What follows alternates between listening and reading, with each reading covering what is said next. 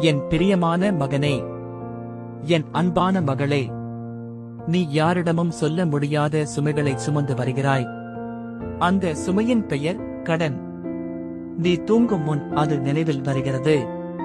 காலை விழிக்கும் போது முதல் சிந்தனையே அதுதான். மனதை சோர்வடையச் செய்கிறது. ஒரே நேரத்தில் பலரிடம் பணம் வாங்கி ஏமாற்றப்படக்கூடாதென்று அச்சத்துடன் வாழ்கிறாய். நான் இவ்வளவு நாள்களாக ஏன் அமைதியாக இருக்கிறேன் என்று நீ என்னை நோக்கி கேட்கிறாய். உன் கண்களில் கண்ணீர் இருக்கும் நேரங்களை நான் காணவில்லை என்று எண்ணுகிறாய். ஆனால் மகனே, மகளே, நான் பார்த்துக் கொண்டு இருந்தேன். உன்னுடைய கடன் பிரச்சனையை தீர்க்க நான் இன்று என் வாக்குத்தத்தத்துடன் வந்திருக்கிறேன்.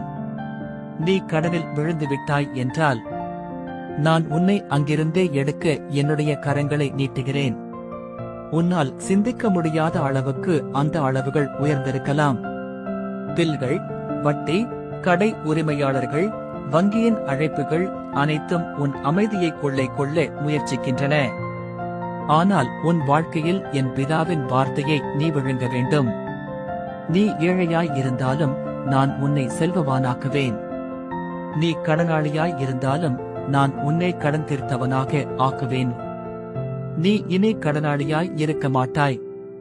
நீ உதவி கேட்டவனாய் இருக்க மாட்டாய். நீ மற்றவர்களுக்கு வழங்குவாயாக இருப்பாய். ஏனெனில் உன்னுடைய வாழ்க்கையில் இன்று நான் ஒரு புதிய டர்னரவுண்ட் தருகிறேன். நீ தொழிலில் தோல்வியடைந்திருக்கலாம். வேலை இல்லாமல் இருக்கலாம். பணம் வராத நிலை நீண்டிருக்கலாம்.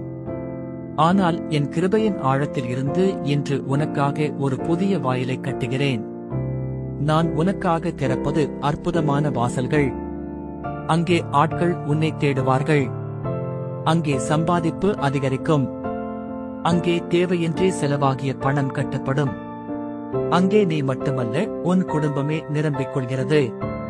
நீ என் மீது நம்பிக்கை வைத்தாயே, அதற்காகவே இன்று உன் கடன்களை நான் பாரப்படுத்துகிறேன். பழைய கடன்கள் துவங்கி வட்டி அடக்க முடியாத நிலை வரை அனைத்திலும் நான் கை வைக்கிறேன். என் அன்பான பிள்ளைகளே, உங்கள் இருதயங்களில் இருக்கும் கடன் என்னும் சுமையையும் அதனால் வரும் கவலைகளையும் தூக்கமற்ற இரவுகளையும் நான் அறிவேன்.